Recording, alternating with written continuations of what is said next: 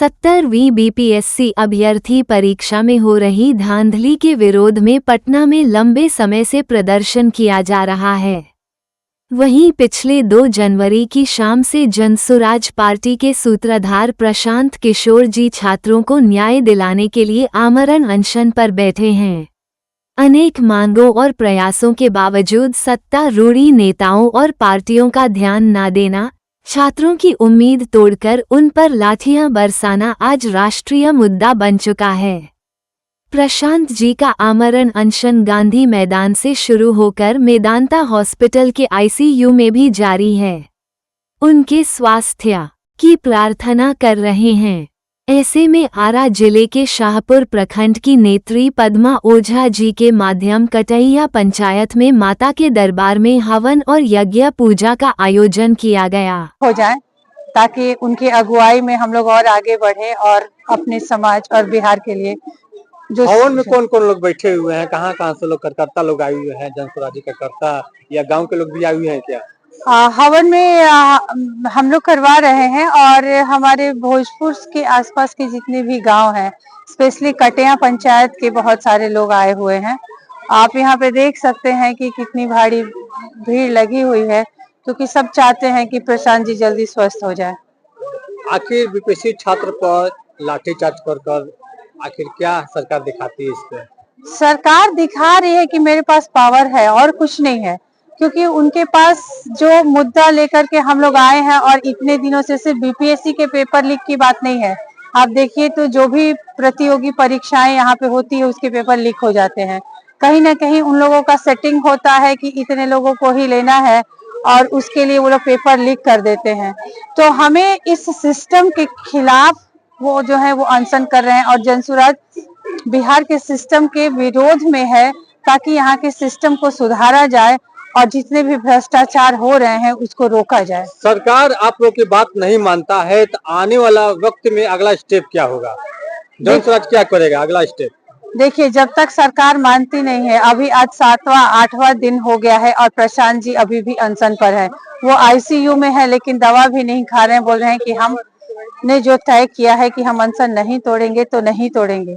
तो हम लोग ईश्वर से यही दुआ करते हैं कि वो जल्दी स्वस्थ हो, उन्हें वो शक्ति दे, सहन शक्ति दे, जो कि जिस अनशन को लेकर के वो शुरुआत किए हैं कि वो अपने लक्ष्य को प्राप्त करें।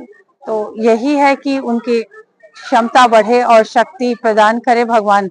उसके लिए हम छात्र को लेकर बहुत सी पार्टियां अभी इतनी आवाज नहीं उठा पा रही है, लेकिन आपकी पार्टी काफी आवाज उठा रही है।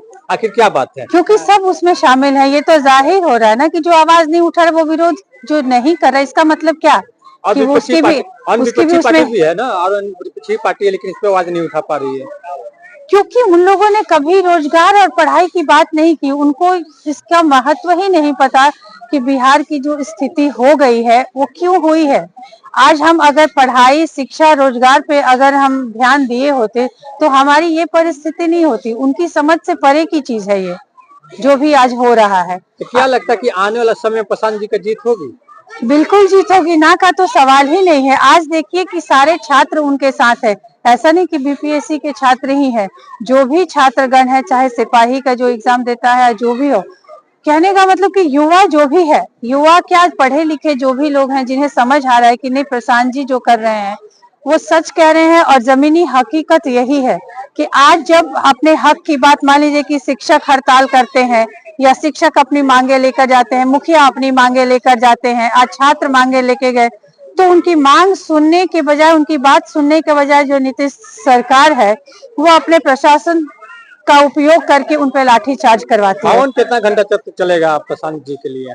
अब देखते हैं, शुरू होता है, कितने देर चलेगा ये तो हम बता नहीं सकते हैं कि कितना देर चलेगा। अपना नाम बता दीजिए। मेरा नाम डॉक्टर पद्मा ओझा है और मैं कटिया बिहिया गांव से हूँ।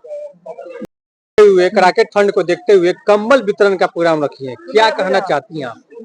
कंबल वितरण का प्रोग्राम आप देख रहे हैं कि कई दिनों से बहुत ही कड़ाके की ठंड पड़ रही है और जो भी बुजुर्ग और असहाय हैं उन व्यक्तियों को हम चाह रहे हैं कि अपनी तरफ से छोटी सी एक सहायता करें और उसके लिए हम लोग कुछ कंबल वितरण का प्रोग्राम भी रखे हैं, ताकि उनके रोए में को वो ठंडक से बचे, गर्मी प्रदान हो और वो प्रशांत जी को आशीर्वाद दे कि वो भी जिस समस्या से जूझ रहे हैं, जो बीमार है, आईसीयू में है, वहां से स्वस्थ होकर जल्दी निकले। कितना तो कमल बिकने का लक्ष्य होगा इस बार?